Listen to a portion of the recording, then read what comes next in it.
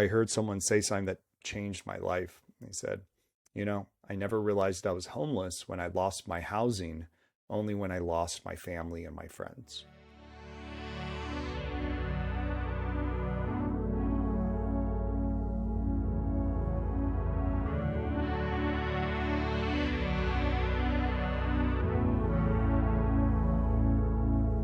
Welcome to Flood for Love of Recovery, where I'm your host, Dominique Zazier. Sibling relationships can be so unique, but they can become more complex when there's drug or alcohol use involved. If you find yourself questioning how to help, you're not alone. Every month, we bring together stories that empower you to better navigate your sibling's addiction, offer a sense of connection, and provide fresh perspectives on understanding substance use and how to protect your peace. Join me on this journey in restoring hope and healing.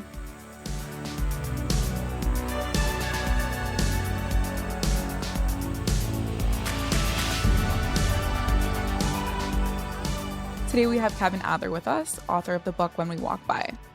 The story takes a deep dive into our humanity crisis of walking by people who are experiencing homelessness, highlights the stories of our unhoused neighbors, and how we can respond compassionately.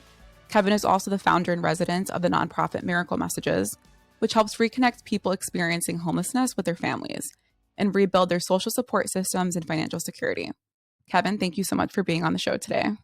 Yeah, it's great to be here with you. Thanks for having me. I'd love to open up with asking you to tell us a little bit about yourself, what inspired you to write When We Walk By, and some of the work you do today at Miracle Messages. Yeah, absolutely. Well, my starting point for this work begins with my uncle. My uncle Mark was favorite member of my extended family. He remembered every birthday and was always, the guest of honor at Thanksgiving, Christmas. I was always excited to see him when he was over.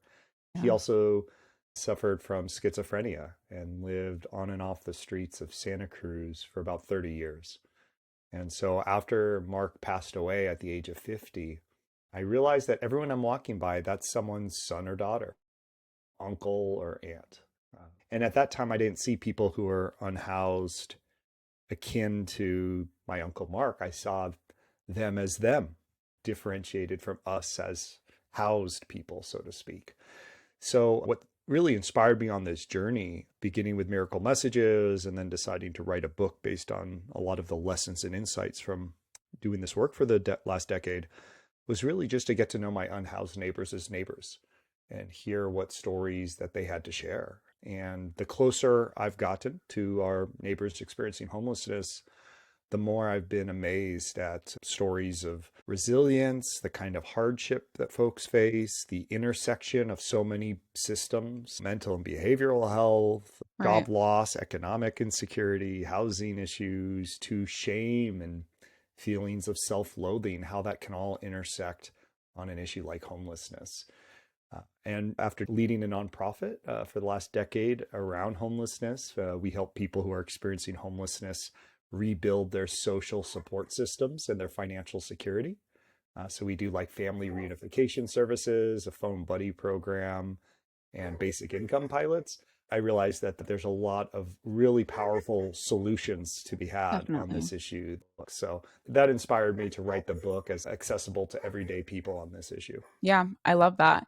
It's like when you look at the larger issue and you look at why people are homeless and what's really going on in their lives, you can look at them a little bit more holistically and understand that these are people. These aren't just them, as you call them. This is a whole group of people who have very diverse and difficult stories that we need to shed that light on. And I totally understand that. Having grown up in New York, I've witnessed dozens of people passing by any given block, subway platforms, park benches, totally just like, avoiding that eye contact with people that are experiencing homelessness. And for a long time, I was one of those people too. My teenage brother was on and off the streets for a period of time as a result of his substance use. And that experience is what forced me to really tap into some more empathy and really understanding that we don't know why people might be homeless. And getting that conversation started can help to break down some of that stigma. You talked a little bit about your Uncle Mark. How has your relationship with your Uncle Mark and his personal experiences impacted your perspective around homeless and mental health and how that connects back to some of the shame and language that we use today? Yeah, it's an important question. He passed away when I was 19 or 20 years old, so I never knew him as an adult. I didn't have the kind of conversations with him as a child that I would have loved to have had with him as an adult. Mhm. Uh, I don't think I even realized he was homeless. I knew we'd drop him off at the Greyhound bus station after dinner, or if he stayed the Mhm. night, maybe my dad would drive him back to Santa Cruz the next morning. I knew he'd disappear sometimes for months at a time. And usually we just get a collect call at some point, him saying hi and asking to talk to my dad, and then maybe asking for, $25, $50, something like that. So the starting point before Miracle Messages was really to walk a mile in the shoes of someone like my Uncle Mark, and was spending a year inviting 24 individuals experiencing homelessness to wear wearable cameras around their chests and basically narrate their experience of what life is like on the streets. And Right. the premise was pretty simple. Hey, I just walked by you. You're still here. What's it like to be you? And the footage that I saw, the stories, the disregard, the isolation, it was heartbreaking. And it was in one of those clips where I heard someone say something that changed my life. They said, I never realized I was homeless when I lost my housing, only when I lost my family and my friends. So that was for me, the starting point for this work. But it really began by me wanting to get to know my uncle and people like my uncle in a way that I couldn't as a Yeah. child now that I was an adult. It's a very humbling experience. And like when I read that quote in the book, like that was the one that I like highlighted, bookmarked, put a post-it next to it. And I was just, it's breathtaking because I think when we think about people that are unhoused, we think of them as unhoused, right? That's their issue, is that they don't have a roof over their head. But it's really so much more than that. So I think that quote really captures it. And getting back to the humanity piece of it, in your book, it's written that, we would never refer to people who have stable housing as the housed, but we continue to clump people without stable housing into the homeless. And that ideology really translates as well for people who are using substances when we use words like addict, alcoholic, junkie, felon, whatever it might be. Why is language so important and why does it matter how we label people? Well, imagine someone was talking about you that way, or someone that you love. It can be very dehumanizing. The starting point for how we think about people experiencing homelessness is not great. There was neuroscientists at Princeton and Duke that found that the part of our brain that activates when we see a person compared to an inanimate Mhm. object is called the medial prefrontal cortex. That part of the brain has been found not to activate when we see someone that we perceive as an extreme outgroup in our society, including people experiencing homelessness. The parts of the brain that do activate, right amygdala and left insula, I believe are the terms. Those are the regions of the brain associated with disgust. If you saw Mm. like throw up or vomit and feel that same reaction, that's how we at a Wow. baseline see people experiencing homelessness. So, what we need to do, given that really challenging neurological Right. otherizing towards our neighbors experiencing homelessness, we have to change everything that we can change to try to affect altered perception. And one very simple but effective way to do that is just the language we use. I try not to use terms like the homeless or even homeless people. In the book, I mentioned this, but there was a video clip I saw on John Oliver's Last Week Tonight where they were talking about a documentary that was made in, I think it was Mike Wallace, Chris Wallace's father, famous journalist. And the title of the documentary was The Homosexuals.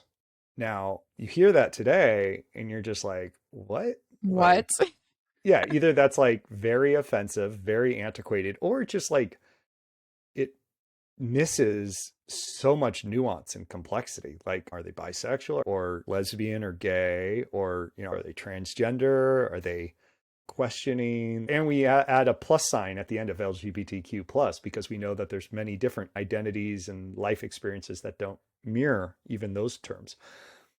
Same thing with homelessness. I think we'll look back 20 years from now and see terms like the homeless as antiquated as we now see the homosexuals from, 40 years ago. Because how do you lump together a woman who is escaping domestic violence with a small child with someone who lost their job, either from a cancer diagnosis, a health issue, or an injury, with someone who has a severe substance use disorder or a severe mental health issue, or a kid who's escaping an unsafe home environment, maybe because of their sexual orientation, or maybe they're aging out of foster care. And we know that uh, about a third of kids who age Right. out of foster care will experience homelessness by the time they're 26, and 60% for African American young people. So, all of this together, all these different groups and identities, and then that's not even getting to like chronic homeless versus episodic homeless, individual versus family, sheltered versus unsheltered. So it's almost Right. meaningless to call this entire group as a monolith of the homeless. We might as well call each other the housed. Right. And it sounds so ridiculous to say it out loud. Yeah, It's like you're just bucketing every single person that has a roof over their head as the house. the And we housed. do the same thing for people who don't have a roof over their head, or Like, might have a roof, but it's temporary housing. Right. so it's the same level of meaninglessness. And it's actually even worse because we're talking about a population that needs a lot of individualized, customized solutions and services. Like what that mother with a child escaping domestic violence situation needs is very different than that young person who has a severe substance use Right. disorder or severe mental illness. So it's actually dangerous and ineffective to label the entire group and to kind of see the entire group. It's not just like we're not talking about language police here. People can use what terms they want to use. I'll use the terms I use. It's really about what kinds of programs, services, how we regard people, how we treat people is really what we're talking about. Absolutely. It sounds like, when we use these generalized terms like homeless people, or what we're really doing is we're diminishing them to a baseline as them. And when we create this exclusion of people as this whole category as them, we're leaving out all the resources, tools, and programs that they actually might need access to, because we're just lumping them all together. There's kind of this assumption that, oh, they all need the same thing, or they are all the same. And we're not looking at them as an individual, or looking at them as a group of people who assumingly might need the same resources, when the reality is they don't. Prior to 20, 25 years ago, there was a mindset that in order for someone to get housing, you almost needed to deal with the underlying substance issues, mental health issues. Like you kind of had to stabilize the person first before getting them into housing. And then there was this recognition that actually what you need to do is provide housing first. And Right. before anything else, because if you don't have a roof over your head, it's very hard to deal with those underlying issues. I think that's true, and that's considered a best practice. I think it's, there's critiques that I have of housing first, and I don't think it's comprehensive in and of itself. There has to be other services and programs when we talk about that. But I think the nuance that sometimes gets missed is then the assumption is, well, we just need Hmm. to have a one size fits all roof over everyone's head. And as the head of the Interagency Council on Homelessness for the state of Minnesota said to me recently, said, in my many years of doing work in this space, I've come to believe that, it's not the person isn't right for housing, it's that the housing isn't right for the person. Mm. So we have to look at the individual experiences, why the person lost their housing or Right. was without housing to begin with. So there's just a lot of nuances on what kind of housing, what kinds of services people need. And if we just look at one type of housing as the catch-all solution, then it's just not going to work. What you are getting with housing is the roof over your head and access to some tools and resources, but is not really substituting the need for social connection or relationships that come, right? That's like a whole other arena as well, that both unhoused people and housed people face, right? Like we all have different relationships. And going back to the quote that you shared, I never realized I was homeless when I lost my housing, only when I lost my family and friends. How do disorders really disrupt relationships with family and friends and ultimately cause people to experience some of that homelessness?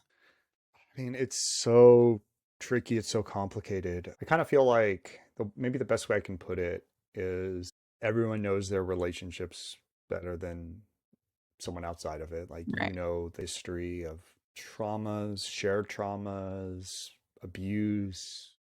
The work that we do around reconnection, it's not meant to shame or pressure people who say, I don't want to reconnect, or I'm not ready, or there's too much here, or I just can't. It's just too hard.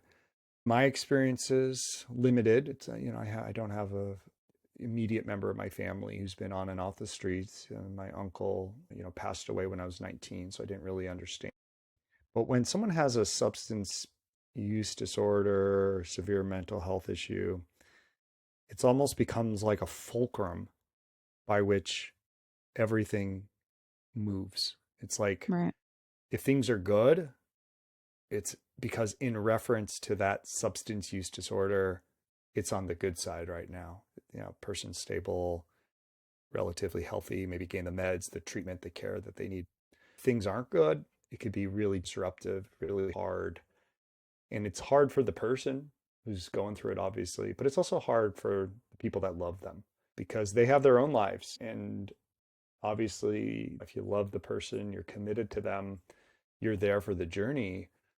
But it sometimes, let's face it, like it can lead to feelings of frustration and a resentfulness because it's like, I got my own issues. I'm working, have kids, I have my own health issues. I'm trying to move somewhere for a job and now I'm back home dealing with this. I think normalizing conversations like this is a big step. uh, Yeah. to not have this in the shadows, to not have this stigma. Like even around mental health issues, we don't talk as much about like how the people we care about, what they're facing, how that can be really hard. Like it's one thing Yeah. to take a photo or video of yourself. That's part of it, but also part of it is just like, this sucks. This is hard. Yeah. The right questions sometimes are going to be just asking what's on your heart. Like, Yeah. inevitably, if you're not going through the thing, you're not going to get everything right. You're going to have Absolutely. biases. You're going to have assumptions. You're going to ask things that might be insensitive. But I think in families and perhaps in, my idealistic view as a country, we need to be able to have the hard conversations without shaming or telling people that they're wrong for just sharing what's on their heart.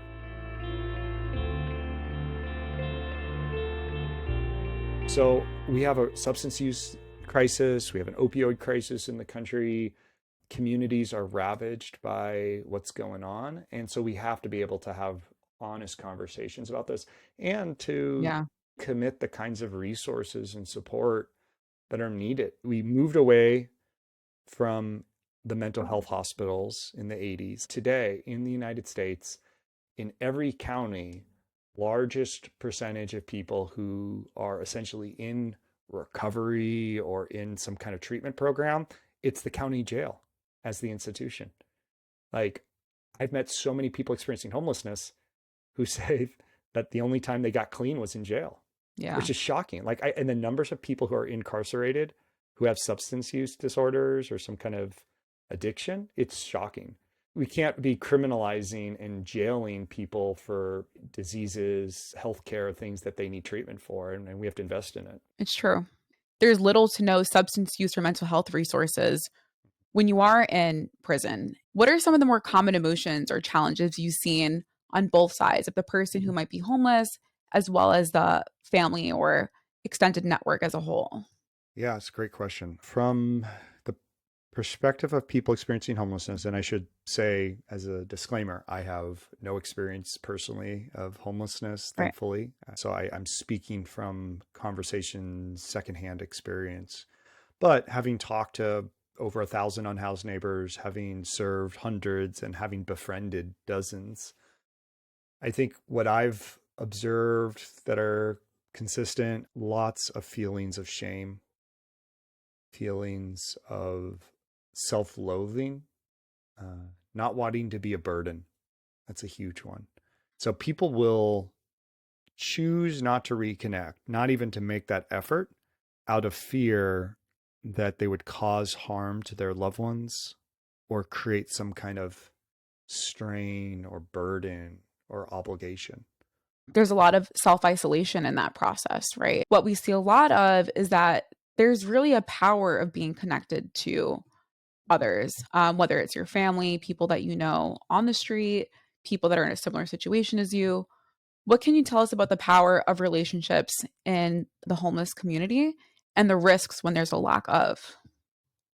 Yeah, I would say what you refer to there's self-isolation, which is what we're talking about. And when we, going back to our earlier topic, when we see people experiencing homelessness as problems to be solved, not people to be loved, we don't know how to engage either. We're as disconnected from them as they are from their loved ones. Do we see homelessness as fundamentally an individual responsibility, an individual failing? Like we're an industrious nation, people work hard, Yep. people want to come from all over the world to come here and contribute. We get that. But if you're poor in the United States, does that mean you're deservedly poor? Are you deserving to be homeless? Like, what did you do wrong? Right. And that's where I think, whether explicitly or kind of implicitly or just kind of unconsciously, that's how we often will regard people experiencing homelessness, is this assumption, would they be homeless? There's versions of what we're talking about, this questions of deservedness and questions of like responsibility, that are in more conservative schools of thought. And there's ones that are in more progressive schools of Right. thought. So the conservative version is more of a law and order one. I worked hard for this. This person made bad choices more often than not. Maybe they had some things that are against their choice, but they, it's unfortunate, but there's a kind of responsibility and there's repercussions to our actions. Right. And then sometimes you'll hear people, well, not everyone can live here. It's expensive. And I worked very hard for this and I don't want my property values. Right. So this can be a more conservative version. The progressive version can sometimes be even worse, because that one is much more of a kind of savior complex, holier than thou. Mm. Like, oh, I feel so bad for them. Oh my gosh. It goes back to, Woodrow Wilson's infamous quote talking about Latin American people and countries. And he said, our little brown brothers down south. Like, this is the white man's burden. Right. This is like, we have a moral obligation to take care of them because we can't trust them to take care of themselves, or they're not smart Right. enough or capable enough, or they're mentally ill, they make bad choices, they have addictions. We feel sorry for them, but Right. it's this paternalism, it's this self-righteousness. Yeah. So, I mean, and if you're looking for evidence of this, look at how much we spend in, our most progressive cities in the country. I'm not going to name Yeah. names, but just we can think about them. Look how much we Right. spend on homelessness, and how little of that money, if any of it, actually goes directly to people experiencing homelessness. Like, we're building all Or these none of it. services. Very Oh, little. Yeah. exactly. Services and staff and managers and protocols, and show up by this time, be out by this time at this shelter. You can't bring your stuff. And here's this program for this. Like, meanwhile, fundamentally, people who are experiencing homelessness don't have enough money for housing in most cases. Once, if we just gave them money, like what we've done at Miracle Messages and creating one of the first basic income pilots in the country, and finding in the initial pilot 2/3 of our unhoused neighbors securing housing after 6 months of getting $500 a month. For lack of a better word, it was a direct solution for what they needed in that moment, right? It was the cash is what granted them the access to do X, Y, and Z. They use the money better than I could have used it for them. Yeah, it's true. We assume that we know what they need and how we can provide for them, but no one knows what they need better than they do. They're living it If you day have in and day out. 100 experiences of homelessness, you have 500 reasons, intersections, traumas, childhood experiences, Yeah. ACEs, adverse childhood experiences, compounded to lead to each person's experience of homelessness. So since our service system will never be able to fully address every person's individualized needs, it's not so much like, here, let me teach you, but like, let me just empower you and let me walk alongside you on this journey. Here's the money, and that's not a silver bullet, but that gets you, a little bit more stability. And now your food security is addressed, and now you're looking for jobs. Oh, it's really hard when you don't have an ID card to find employment, or when you have to be back at your shelter by 7 p.m. or you're locked out for the night. That makes it really hard to Yeah. stay late at work or to show up early. Yeah. And on the flip side of the coin, sometimes there are people who are experiencing homeless who might not want help. They might not want treatment for their drug and alcohol use. And that's also something that a lot of us have had to respect or accept, whether or not we agree with it. What are some other ways, thinking of our toolbox, that we can actually support people who are experiencing homelessness or at risk of experiencing homelessness who are not ready to receive treatment for their drug and alcohol use? When I've experienced people who aren't ready, it's often because the times that they've maybe been ready before, the programs or services weren't ready for them. Mm, It's just let them down. It's not people aren't ready for housing, it's the housing isn't ready for them. I've often thought how much of these programs would have been appropriate for my own Uncle Mark. And the answer is it depends on the day. Some days were good days for Mark, where he'd be on his meds or he'd be in good spirits. He had a good couple nights of sleep. He's eating well. He's like, all right, right. let's do this. Other nights, other days, not so good. So I've come to think Yeah, like whether it true. was a good day or a bad day for Uncle Mark, I'd like to think that he'd know services like this exist and the doors are open. You kind of say you can lead a horse to water, but you can't make them drink. I think as long as we can provide that water and people know it's there, and we're guiding and encouraging and getting to know why aren't they, going for it. There's a pretty vocal thread around homelessness where people assume, and this is not what you're saying, but people assume Right. that homelessness is a choice. Even if someone says, oh yeah, I'm Right. choosing to live in the park, I'm choosing to be in an encampment. If you actually get into a conversation about, well, what you're really doing is you have a bunch of really bad options and you're choosing the option that's the least bad for you. Whether it's, oh, well, I could go home, but then, there's violence, Right. right? There's turmoil. Or, as I mentioned in the book, my friend Ronnie, who chose, quote unquote, to be living in a tent when he had housing offered to him. I asked him, Ronnie, you got housing offered to you. Why aren't you taking it? And he looked at me. He said, well, the housing that's offered to me is in a part of San Francisco, in a house in a neighborhood where drugs are present 24/7. And I have a history of addiction. And I know if I go into that house, I'm going to relapse and I'm going to die. So I'm waiting to be eligible a few more years for senior housing. And in the meantime, I'm hoping to stay alive here in the Yeah. tent on the streets.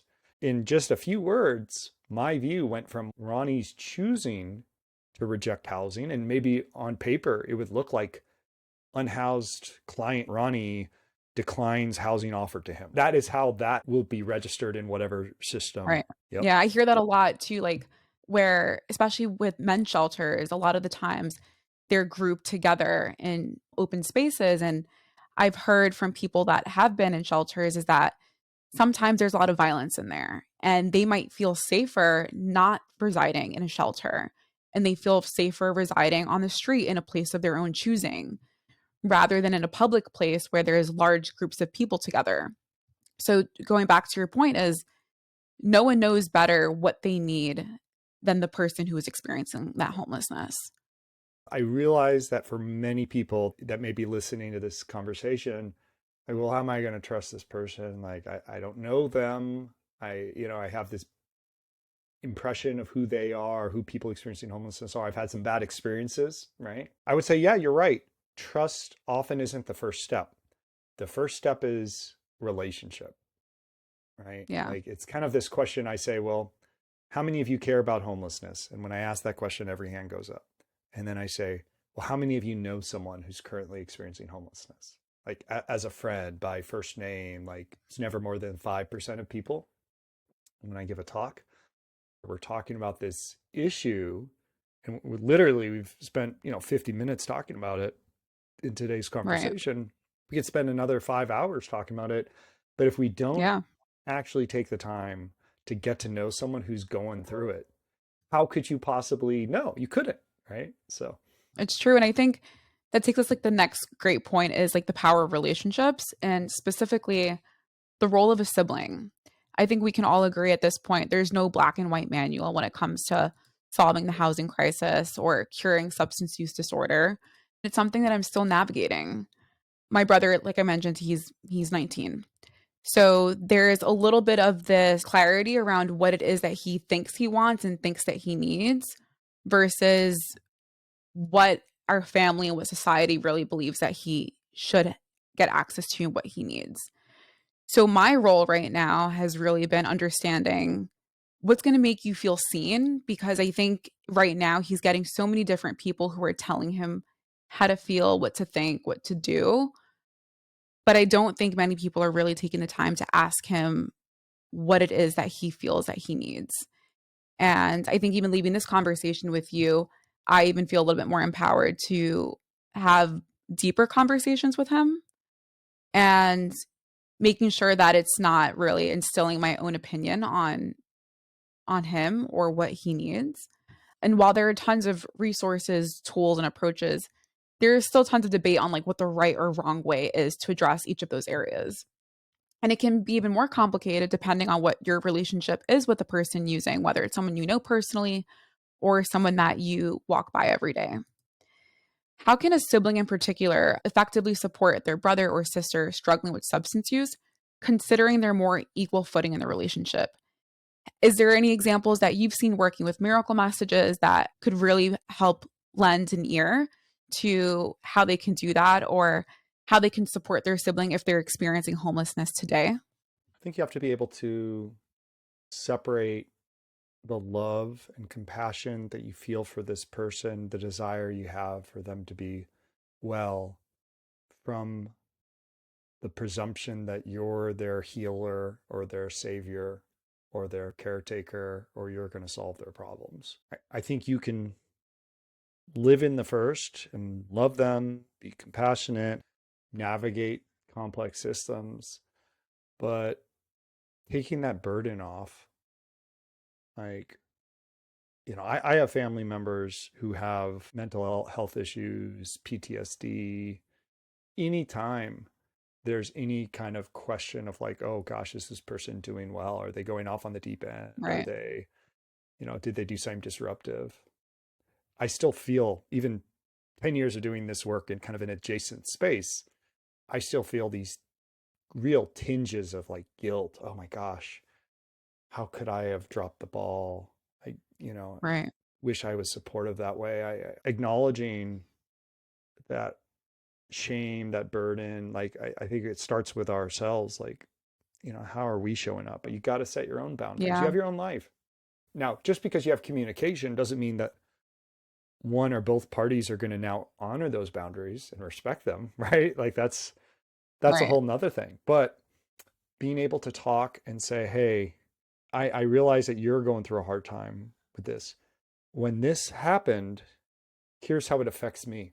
Here's how I feel. Here's what was going on in my Yeah. life that I kind of like dropped everything and did that.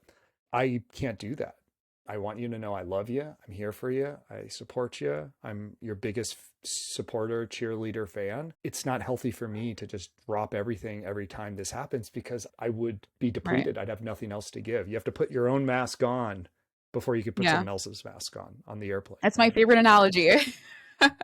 One of the situations that I've heard a lot of people experience as part of setting those boundaries is giving their loved one an ultimatum, for better or for worse. Sometimes that ultimatum means, you have to get clean, or that means you can't live here anymore.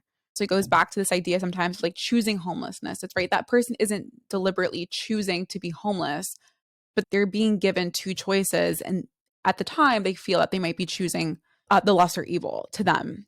And for the families that might be in that situation or might have someone that they love who are at risk of becoming homeless for other reasons, what is one thing that you would suggest that they do or don't do or say?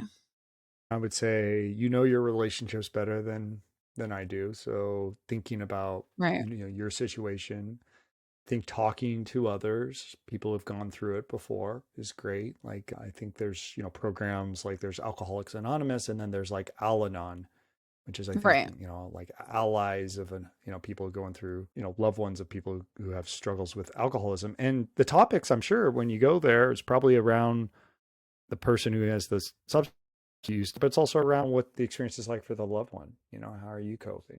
I think having your own community, your own circle, not feeling like there's a right way and a wrong way to do this, giving Right. yourself the grace and permission to get it wrong and not see Yeah. yourself as a bad person. We have to be able to have very hard conversations. And there's not many spaces where I feel like we can have hard conversations anymore, right?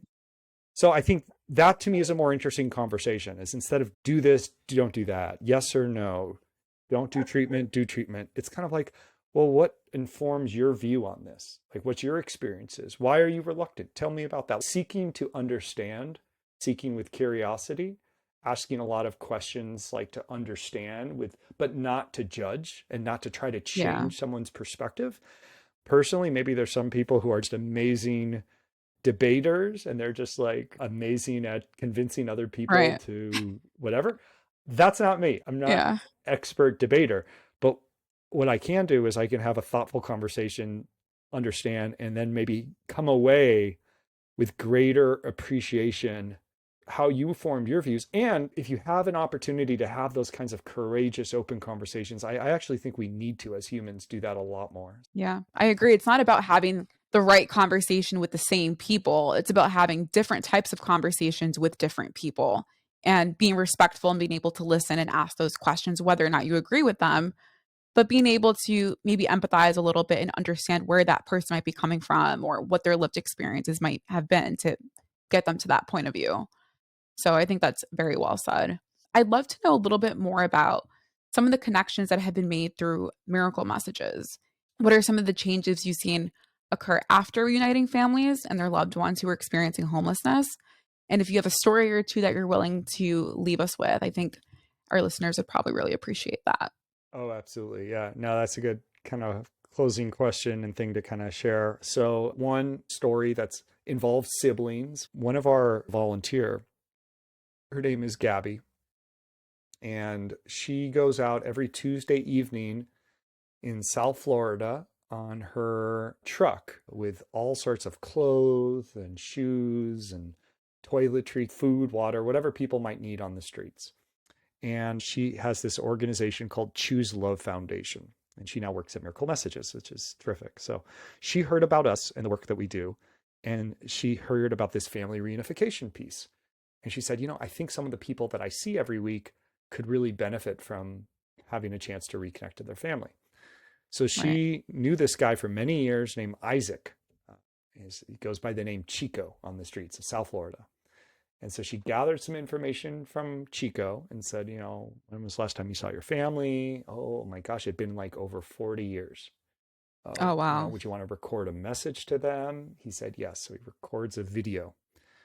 She shares the video with us. We start doing some searching. We're able to find his family, his brothers, sisters. They're all living in Texas. And when they shared the video, the siblings shared the video of Chico with his mom. You know, the video was in English and his mom doesn't speak English. And she at first didn't know who he was or understand what was going on. And then they explained, oh, this is Chico. This is Isaac. She started, you know, crying and wanting to replay the video. They got reconnected. One of the family members drove from Texas to Florida, picked him up, drove back, and now he's living with his family once again. And, you know, is that relationship, is it perfect? Do they have, you know, Right. yeah, like, of course they have drama, they got challenges, but the thought that like this person that the world, you know, as the title of my book says, I'd walked by for years, if not decades, and to a family in Texas, a small little town in Texas, that once they found him, they drove all across the country to pick him up, bring him home, and give it a shot to live together and be a family. That just to me shows how every person we walk by has a story, has a backstory, has history. And sometimes those histories are painful and filled with trauma.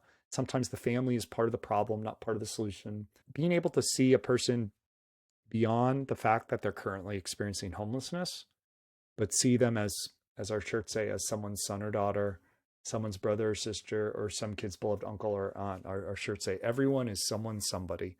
And that's really the mindset that I hope your listeners will lead with listening to today's conversation. Thank you, Kevin. I think it was very well said. And I think that story was very hopeful and inspiring. But I think it also just reminds us like the value of looking beyond the person who's experiencing homelessness and understanding that, you know, every single person and every single one of their issues is going to be so unique and different. But the one thing that I think really binds it all together is like that power of connection. So I think a beautiful message. And again, the work that you're doing at Miracle Messages, I'm sure that effect is being felt, you know, all throughout the country. So looking forward to hearing more stories. Such a pleasure to meet you. And if you're interested in getting a copy of my book, you can go to whenwewalkby.com, and it has a link to order the book from Penguin Random House, Amazon, Barnes & Noble, or your local bookseller. So.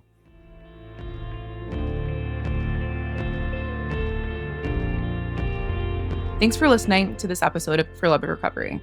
If you enjoyed this episode or know somebody who might, please leave a comment and share it. You can also join our Facebook group, Siblings for Love of Recovery, if you're looking to have deeper conversations around your siblings' use of drugs or alcohol. And remember, where there is hope, there is healing.